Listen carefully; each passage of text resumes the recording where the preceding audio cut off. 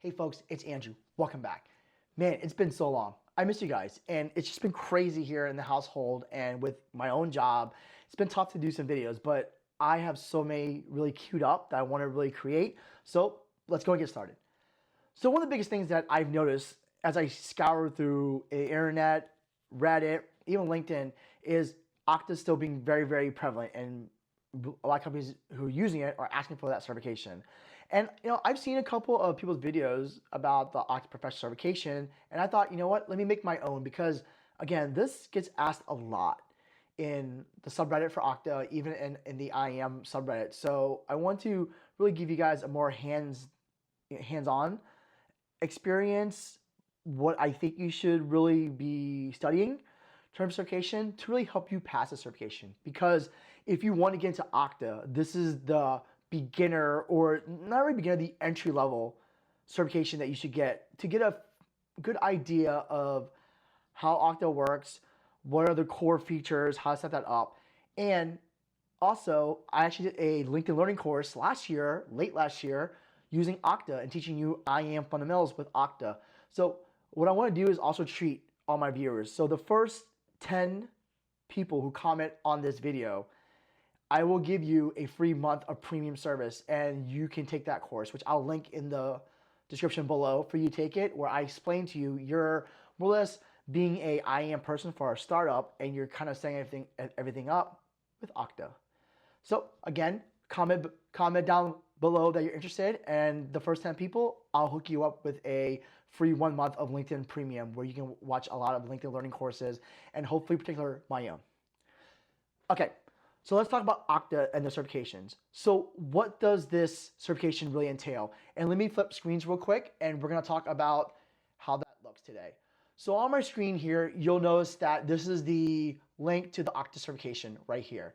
And it is 2 parts. The first part is a DOMC, or discrete option multiple choice questions, about 15 of them.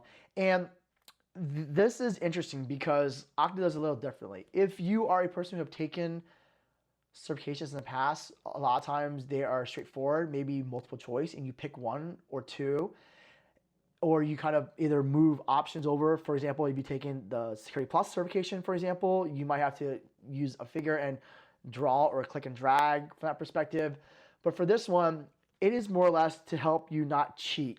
And I have seen on some, again, subreddits, people asking for those answers, which it really sucks because honestly, study, take the thing, don't ask for answers. You can fake it as long as you want, but eventually you're gonna get found out, and it doesn't really look good for you. So the DOMC questions are interesting. They will ask you a question, and then they'll potentially dig on that question and ask you more and more based off of that question. And this has actually screwed me up too in the past. So I have the professional and I have the administrator certification. I don't have the consultant one. And I've taken that twice. And to be very open with you, I failed it because of the DOMCs. Because they asked me some questions, they dig, and I really didn't study enough where I should have, where that really affected my score. Where the second part to this test is the hands-on. So in the hands-on one, where you actually get to get into Okta and show what you need to do, and there's usually 4 use cases that they talk to you about, and then from there you have to set it up, okay? So let's talk a little about the DOMC questions first, and really what that is asking, or what Okta is really wants you to study for. So again, you get 30, just real quickly, you get 30 minutes for the first part, and then you get 120 minutes or 2 hours for the second part. In my experience, I have not needed the whole 120 minutes for the hands-on. The most is an hour, and if you study, and hopefully this video will help you, it should take you no more than probably like an hour, if that, to kind of pass this part. Maybe even the first one, take your time. The second one, I feel like once you kind of know what's going on, you should feel comfortable and ready to go from that perspective. The fee is $250. Now, Okta does do, for example, time to time promotions where they're $100 and you get access to their premium study guide. And that's something that I recommend, if you can afford it, is to take their premium study guide. But also, this video that I'm making for you is hopefully something you can watch my video and help you pass it versus taking the study guide.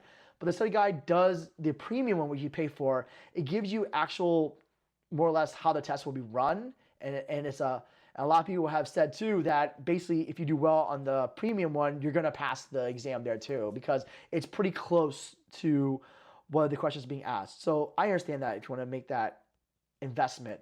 But my hope for my video here is to have you not really pay for that unless there's a promo where this is cheaper than $250. Because I've seen it for $50, I've seen it for $100. So when that happens, if I were you, take advantage of that.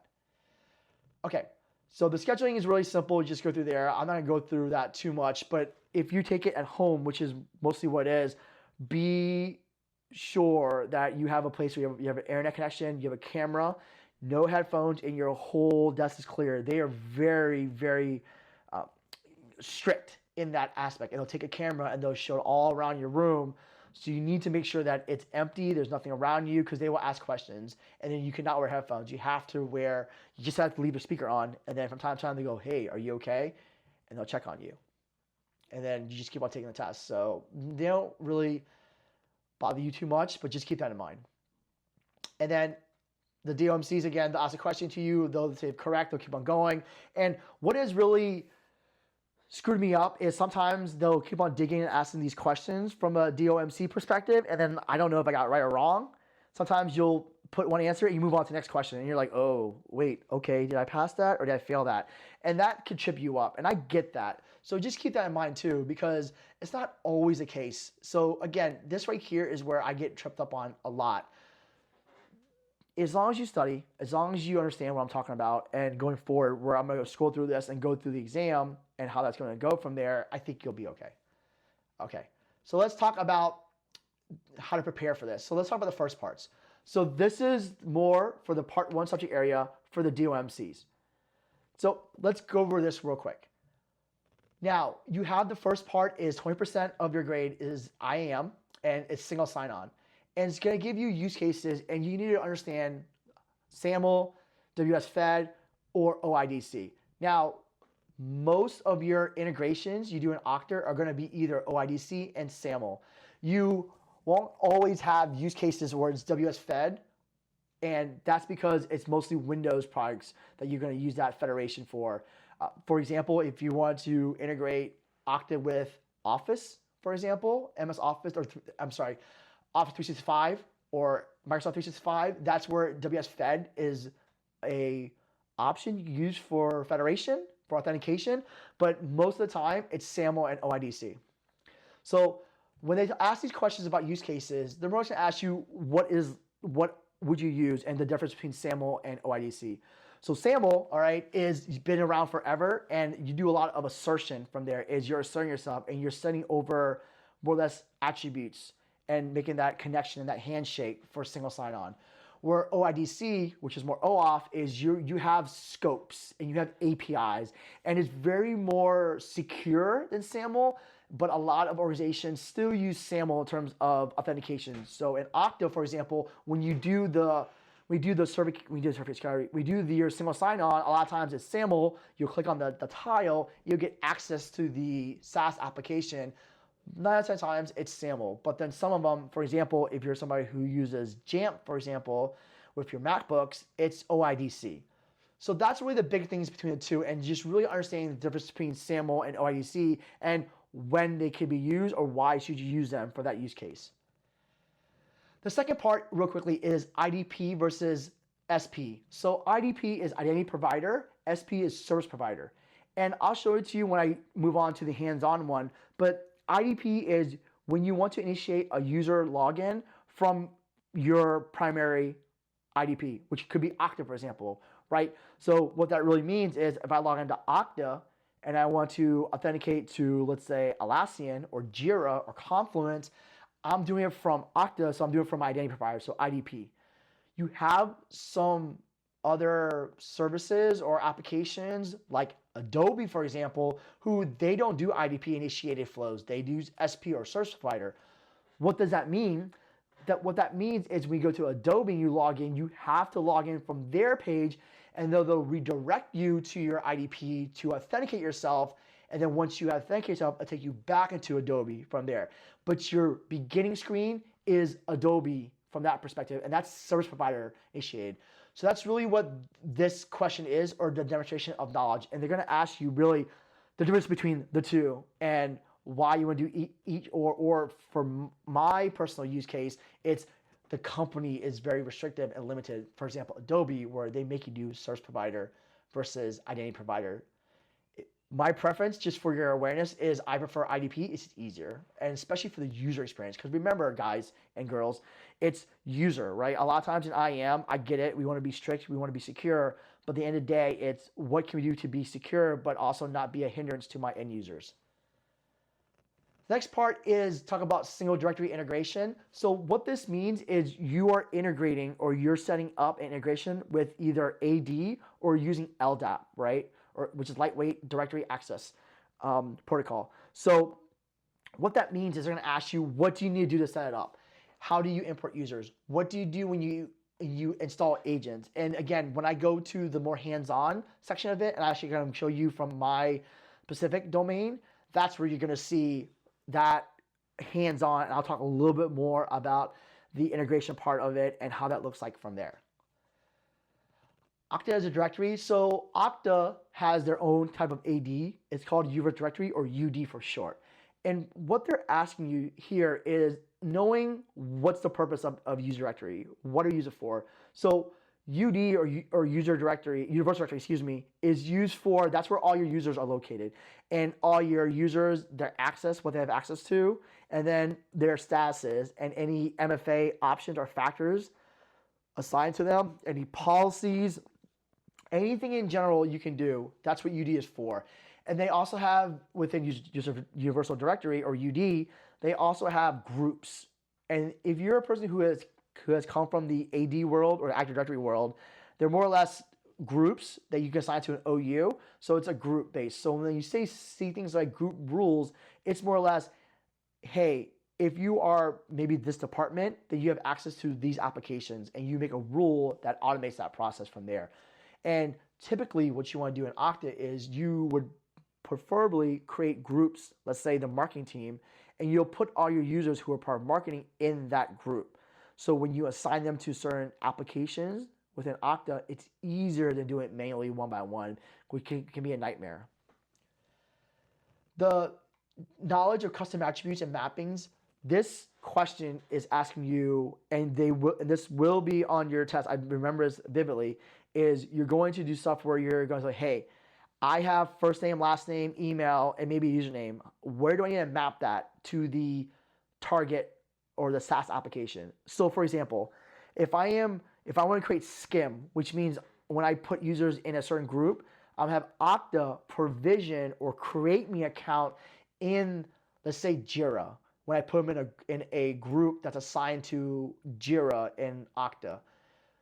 If there is any attributes or mappings that need to be set, so for example, maybe I don't want their legit first name, I want their preferred name for display name, I can set that in Okta. And that's really what those mappings mean.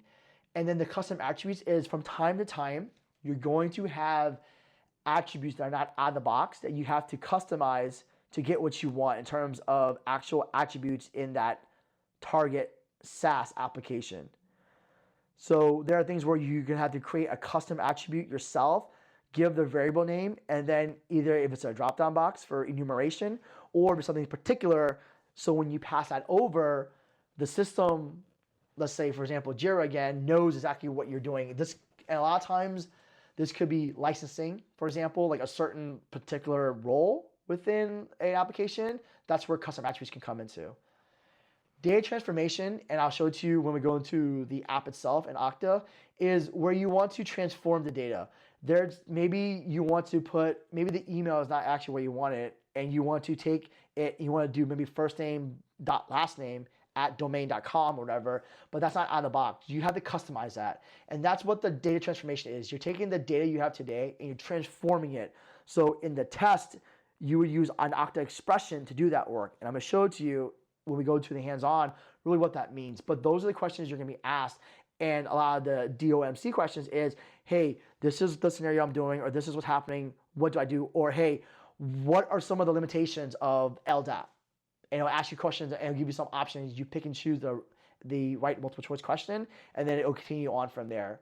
So those are some things that as you take the questionnaire part of the test, which is the first part, That's kind of where the drilling occurs.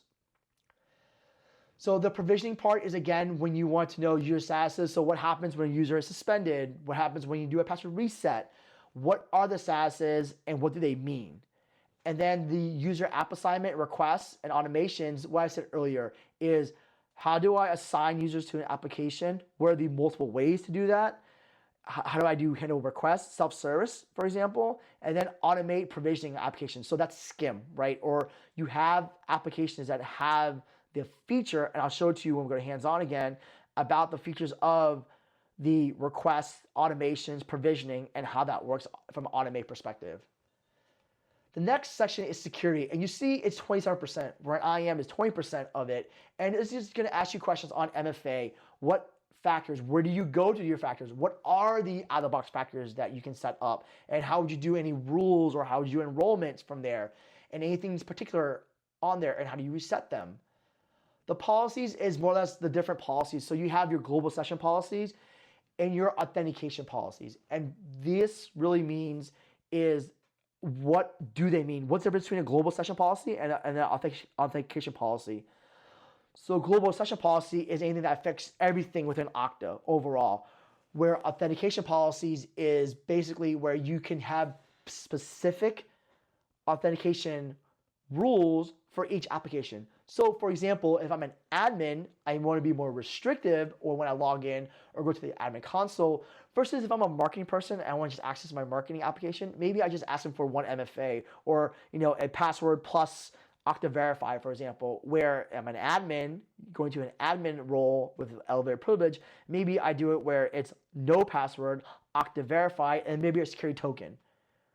So those are some of the different authentication policies, where global session policies could be, hey, when you register, these are the only factors you have that you're available to register, and password is only for resets only. And that's globally across the board, and that overall overwrites any particular authentication policy when it comes to apps. So keep that in mind. And then you have stuff like passwordless. They're gonna ask you what's FastPass and what are the different ways of password authentication. Okta Verify is one. Okta FastPass is where you can unlock you can log into Okta using Touch ID, for example, if you're a MacBook user, or if you're a Windows user. I believe Hello for Business is an option, and that's something on FastPass, but I need to confirm on that one. But definitely for Macs, Touch ID, FastPass, how you set that up, where do you go set that up, and what are the limitations from there. And then devices is, how do you do device management? Okta does have methods where you can manage your devices within Okta, where you can be compliant. So if my Okta Verify is outdated, force users to update. Even if the operating system, let's say their iPhone, is outdated, you must go to maybe the latest, greatest, or else I won't log you in. I can put rules to basically block you until you upgrade your phone. Then finally, just administration. So the logs, what are the different logs available within Okta? And I'll show that all for you again in the hands-on. And how do you read the system logs? Same thing for the dashboard. What do some of the dashboard mean? What should you worry about? What are some of the big indicators you should talk about? That's really what the tasks are. And then finally, the support access. How do you access the status page? How do you create a ticket? Very simple stuff. And how do you work a case? Nothing straight out of the box. I mean, nothing crazy. And I'll show that to you in terms of where to go to for that. Okay, so now let's move on to part 2. This is the hands-on stuff. And I'm gonna really show you a lot of this work right here. And again, this is more of a longer video because I want to really make sure I get down to the nitty-gritty and show you all the information. So the first part is account creation. So you're gonna get 4 use cases that Okta will give you, and they'll give you your own login and say, hey, mostly this is the link, here are your admin user, here's your admin credentials, log in here, and you'll do it on your screen, you'll show it to your proctor, and it'll say, you have 4 users, they're part of the marketing department, please create them manually. How would you do that? So what that means is, here's my dev account here that I have access to. Let me go in and log in real quick. So let me just use my LastPass to get that.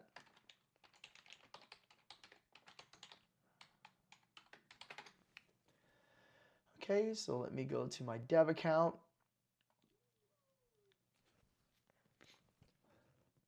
All right, so I already have Okta Verify set up on here because I'm an admin, so I already have that set up. So let me go to my Okta Verify and put in the code. Should probably do push notification next time, make it easy in my life, but it's okay.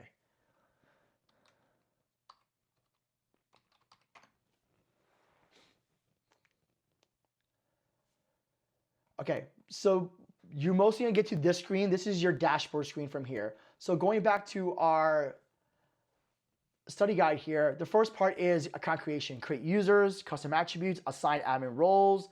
Let's take care of these three first. So in your test, you're gonna be asked to do that. So you're gonna create users. There are multiple ways that you're gonna do it, and you're gonna be tested on both ways. The first way is very easy. You can go to people, click on directory, and add a person this way. And this is where you go in and type in your first name, last name, wherever you want, and your email, and then you can password by user or by admin. And that's where it can automatically send to you there, and you add another. Now, another way that you're gonna be asked to do users is you're gonna do a spreadsheet. And to go to that, you'll go to more actions, import user from CSV. Okta will give you a template that you can download here. And this is where from the CSV template here, and let me actually open it for you so you guys can actually see it, is this is the template that you're given right here. And you can more or less populate it. But in the use case, you're actually gonna get a pre-populated template. You're gonna use it to import. Now, 9 out of 10 times, this is gonna be messed up in some shape or form. So what's gonna happen is when you import somewhere, you're gonna get an error message from there, and you're gonna have, Okta's gonna say, hey, there's an error, what's going on? And then you're gonna basically have to fix the problem and re-import. So that's something you really get to figure out, where you come in and you import your users and there's an error. A lot of times it's either there's a blank in the email, because again, if you go back to your adding a user from here, these are all required fields except for the groups. Everything else is required except for the password. It'll do it automatically. So when you upload users using CSV, that's probably going to be the problem. So really look into that in your test. Take your time. There is no rush in your testing when it comes to hands-on. So that is your way to create new users. Create a custom attribute. So let's talk about that real quick. So we create a custom attribute. Where you go to is you go to directory, you go to profile editor here. And you can go to whatever the application is. So let's say it's Salesforce, for example, right? I can come here and you'll notice this custom, it's blank. Now, what if there's a license that is not out of the box and I need to really tell it? So when I create a group, let's say it's the administrator group within Salesforce and everybody in this group will be an admin, but I can do it by custom. How do I do that? So under your profile editor, you go to add attribute under custom, and you can do it by string, number, boolean, integer, so on and so forth. A lot of times, which is cool, is many companies will give you the documentation that you need when it comes to creating an attribute. So a lot of times you can type it in here and you can make it a personal, which is personal is per user, as in you have to go to the person attribute itself to set that flag, or group, and mostly you want to do by group. And you can set that custom attribute there. What does that mean? So if I set it by group here, when let's say Confluence users here, I can go into my profile for all users, hit edit, and you notice it's not here yet because I haven't assigned to it, but you can have a custom attribute here that you can pick that says anybody in this group, you're gonna be this particular license. Maybe you're an admin, maybe you're a contributor, maybe you're an owner, whatever. That's what custom attributes can do for you, or the purpose of that. And that's where you would set that up. And that's this part right here. So let's talk about assigned admin roles. Assigned admin roles is, I'm an administrator because I see this dashboard here. Now, admin roles can be assigned multiple ways. You notice here on the screen right here is there's this admin role for this group, nothing is here. I can go to edit group assignments right here, and it'll take me to the admin screen, and then I can add any role I want, even a customized role. So what this means is anybody in this group, you're gonna get this type of role. And the nice part with Okta is if you click on, let's say, Application Administrator, you can actually hit Preview. It's gonna tell you on the right-hand side, let me make it a little bigger for everybody because I don't want to make sure everybody sees this quickly. You can see exactly what the role is gonna give to the individual, which is nice. And the cool part too is Now you notice this application is grayed out because I am actually in the particular group itself.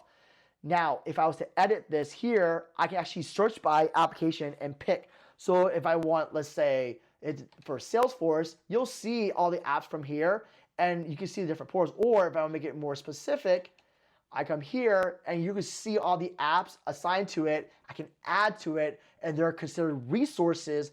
And really what that means is if I add to all apps from Salesforce to confirm, what this means now is one app, any application from this group will be assigned to that application, and they'll have the application administrator role. And what that will tell you is all users in this group, they now have the application to view user permissions within the application itself. So that's really what this means in terms of assign admin roles. That's one way of doing it. Let me cancel.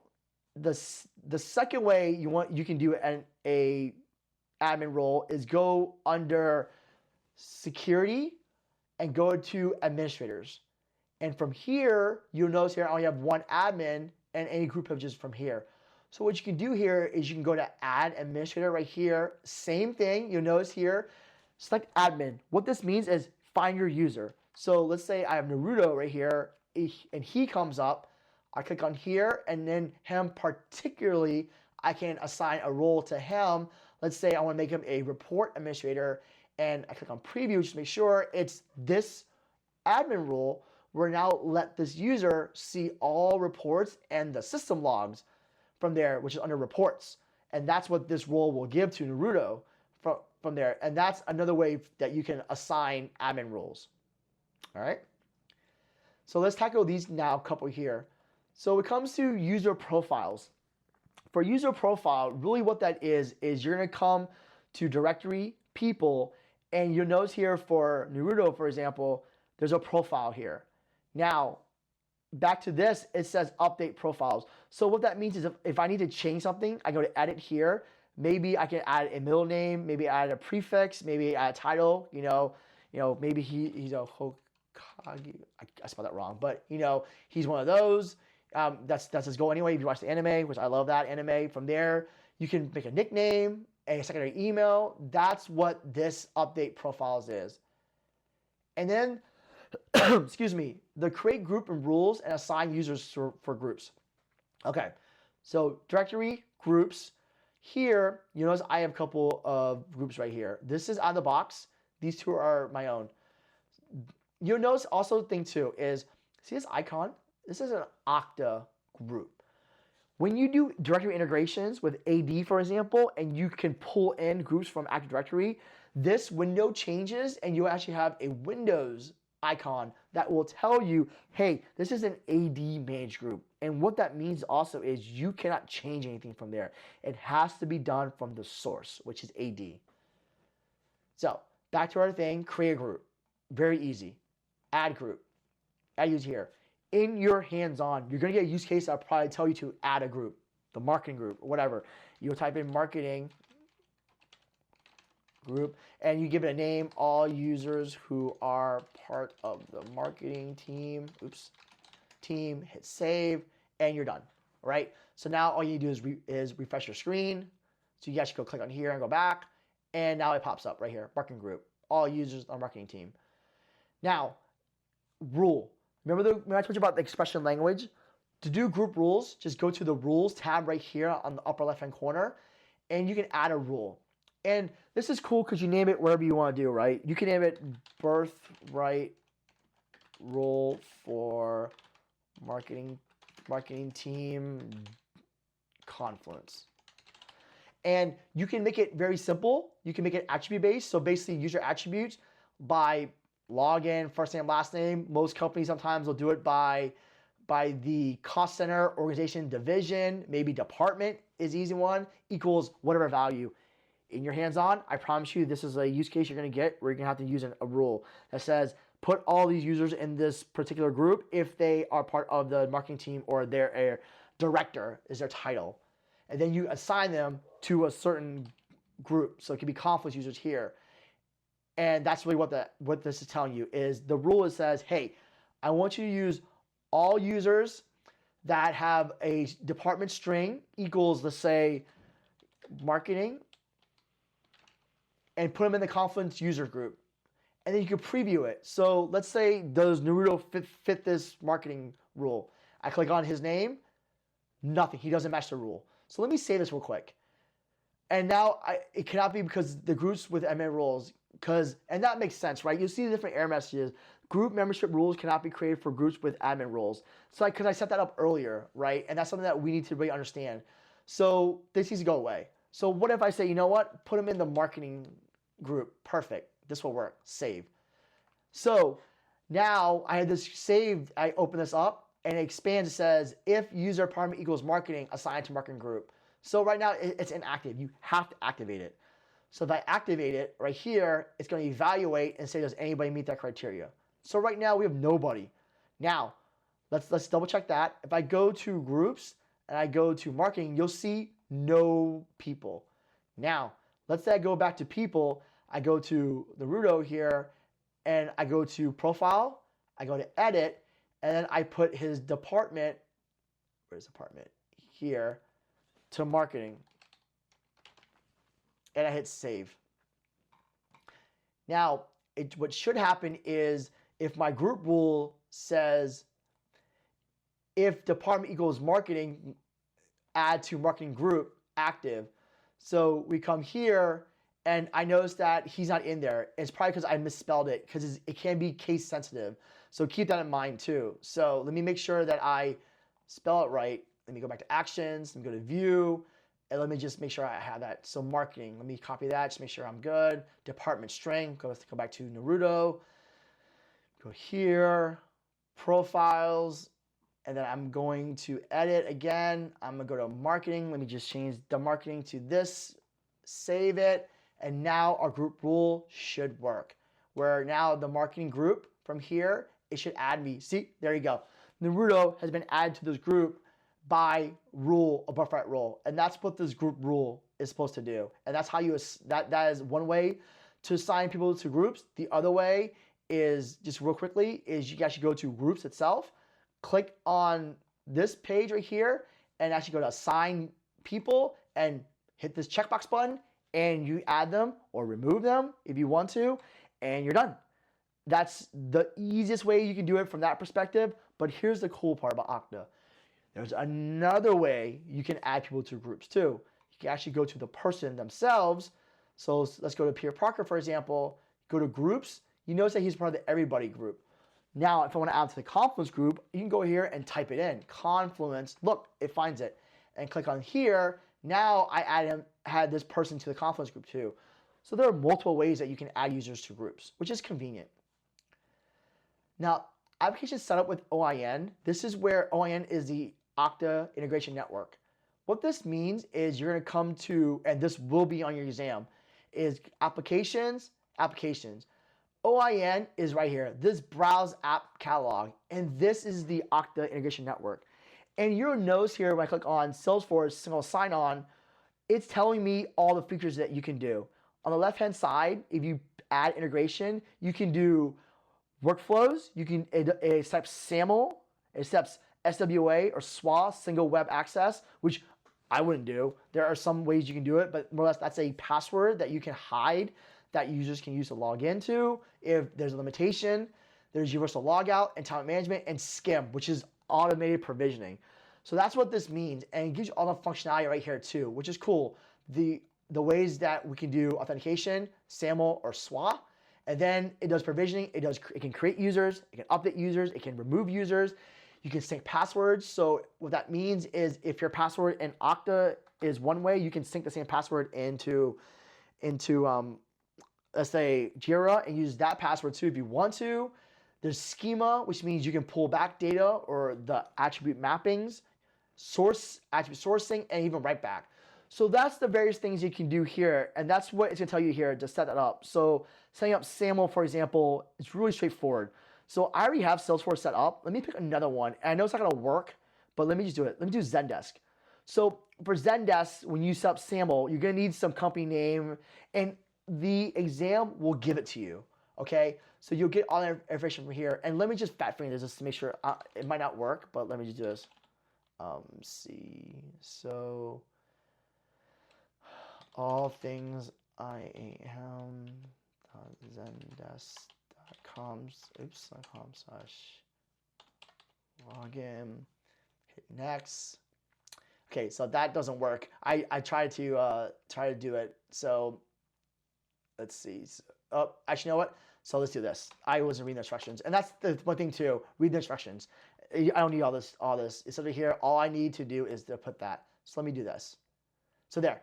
So obviously, I don't have that, but here's what I want you to go about to see. You have all these methods. You have SWA, you have SAML 2.0, and then you have JSON Web Token. Now, the hands-on says set up inbound SAML. You'll come here. Here's the cool part that Okta does very, very well. All you need to do is click on this setup instructions, and it gives you instructions of how to set up SAML. So from here, you'll notice that this is the URL, this is the fingerprint, this is the login, and you will log in, copy and paste that, and that's how the SAML will work from there, and those setting these values. And that's how you do the setup SAML, and then to set that up is just to follow that instruction from there. Really easy, very straightforward. Okay. Now, the setup lifecycle management. Let me actually go to an application I already have. So let me get out of here. So now, if you go to Sales, actually, yeah, it's called Elastic Cloud. So under Elastic Cloud, you'll notice, I think I set up for provisioning. Yep. So this integration right here now is to say set up lifecycle management. When you come to Okta, you're going to set up these integrations. You're going to make sure you have this credential set up from here. You know, it's the skim stuff. And if you go to settings to application, this is what this means. So this is where, when I went back to my screen, this is skim provisioning. What Okta is telling, what you are telling Okta is, whenever I add a user to this group, I want Okta to create accounts in Atlassian. Yes, enable, update any attributes. Let's say you have a department change, your last name changes, you have something like that. So that is kind of where you're going from an attribute perspective. And then the last part is deactivate users. And really what this means is if you are deactivated, your status is changed from active to, let's say, suspended or disabled, or you're removed from the group assigned to it, go ahead and automatically remove that account automatically in Atlassian or disable the account. And that's the cool, nice thing is with this provisioning that it does for you. And there are the mappings. We talked about custom attributes and mappings. You'll see here, these are all the mapping of the attributes that I am setting over from here. And it's going to apply to anything when you create or update. And here is the custom transformation or expression language you do here. So that's kind of where you can do that. You can actually click on this little radio button here. I'm sorry, second here, and it'll tell you right here, this whole Okta expression language really means work. So it has a test user to preview that you can look at, and it'll say for Andrew or Andy Chan, for this example, user.email equals null, @ sign user email. It really means work. If it doesn't have that, make it work. Send work. And that's what this means from there. So that's what this OIM setup is. And again, in your test, you're going to ask how to set that up. You're going to have use cases where you have to go and set that up. Now, the security enforcement is add and remove authenticators, and that's really easy. Going back to my test machine here, go to security and go to multi-factor. So this is all the factor types. And now, full disclosure, all right, your screen might look different than my screen. I'm on a dev account, a dev environment that's limited. Now, in a real environment where you're probably tested, you're going to see a different kind of screen. So I want to be very open with you that, yes, on my video, you'll see this way. Do not worry. There are actually icons that show it to you versus you see on the types here. So I want you just to not stress about that. Now, it's going to say add or remove authenticators. What that means is you're going to come here and you can pick SMS, for example. You can activate it if you want to. You can deactivate if you want to too. That's kind of how that works from there. And how to configure enrollment. Very easy. You see this factor enrollment. If you click on Okta Verify and click on factor enrollment, you can create what we call a policy, an MFA policy.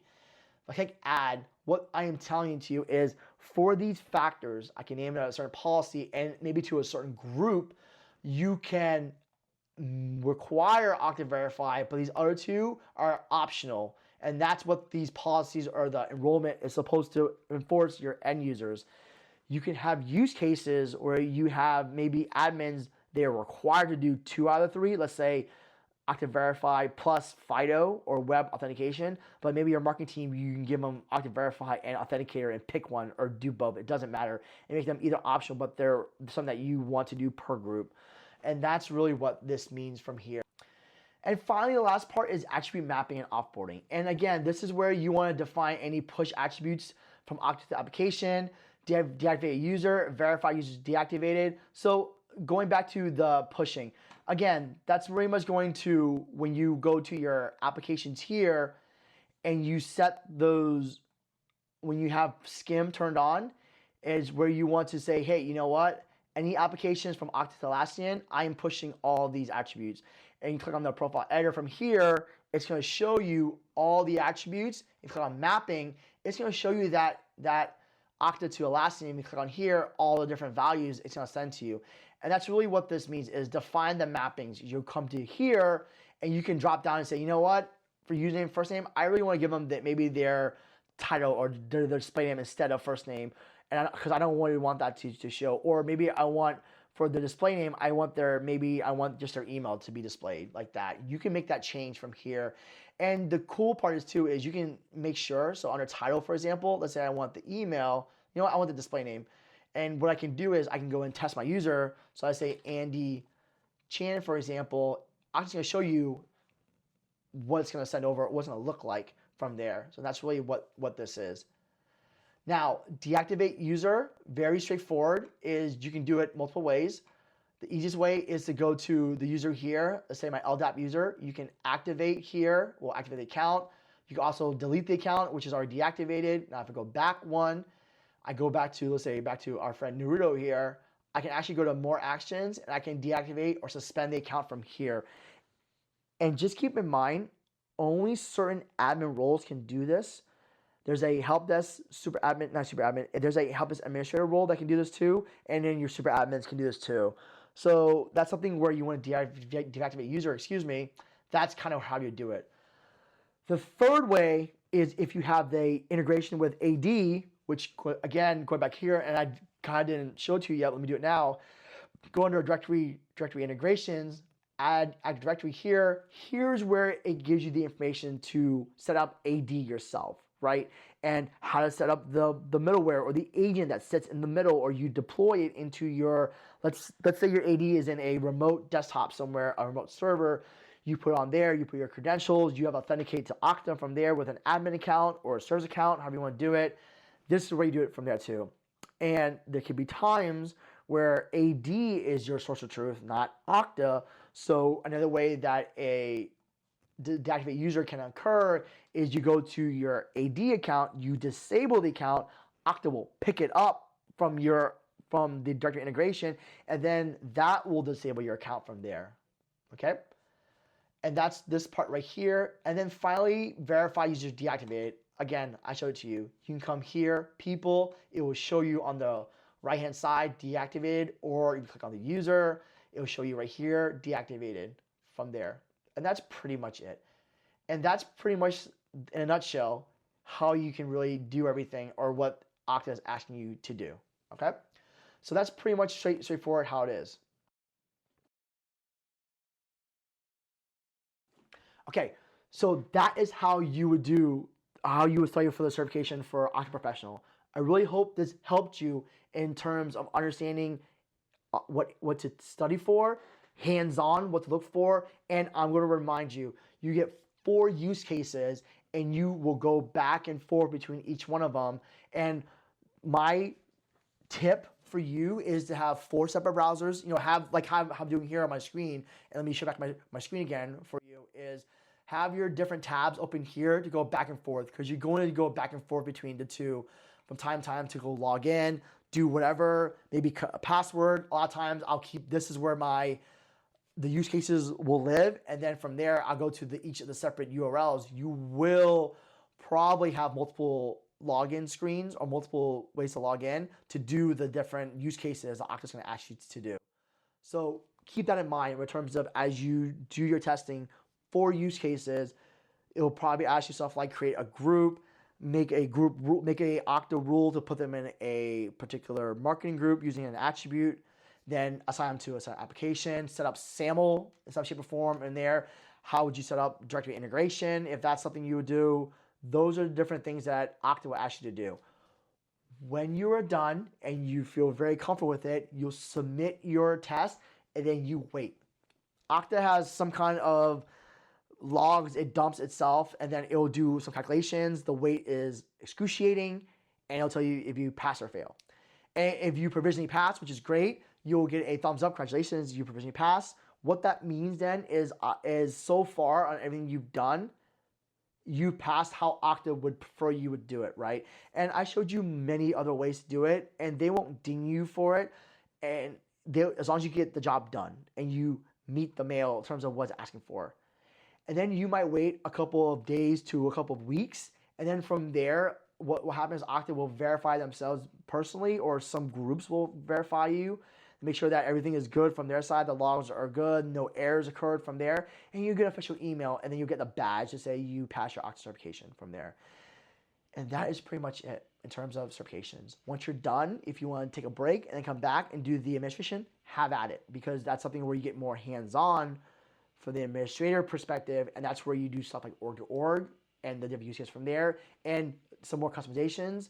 So that's something cool too. Now, one last thing. Just because you get your Okta professional certification doesn't mean you get a job ASAP. It will help you in your journey, but I am big about this. Hands-on, labs, projects, that's the key to get you roles. You will see jobs that ask for certain information or certain years. I get that. But if you can show projects, or your project can show exactly what to look for in terms of how you would do X, Y, Z, and you explain to it, that will be effective, or that my hope is that will be a good substitution for years on the job, because you're kind of doing already what you're doing. And then having certification in your back pocket helps, because like, hey, I know from hands-on how to do it from an Okta perspective. I can show it to you. I'm actually certified, and I can explain to you all your different use cases from there. And in your resume, and even as you apply for roles, putting out a resume with the link, let's say you have a GitHub repo page, or maybe your own YouTube channel that shows it to them, great. That the more you can do that, the better that'll help you out. Okay? I know it was a long video, but I felt like the timing, the hands-on, the explanation will help you on that. So that's it. Again, comment below for some people if you have any questions, or you want to take advantage of the 10 free licenses for 1 month, and then I'll link my course for you to watch that. If you watch my course, please give me feedback. Let me know what you think, because I would love to go back to LinkedIn and make more courses. If that's something that helps you out, that would be great. All right. Let me finish this off by saying thank you so much for watching. I really hope you guys watch the whole thing and this helps you out. Let me know if this helps you out. You take the test. Let me know if you take the test and you pass. I would love to hear from you, because that's really what my overall goal is. So, as always, stay curious, because you never know. I'll see you soon.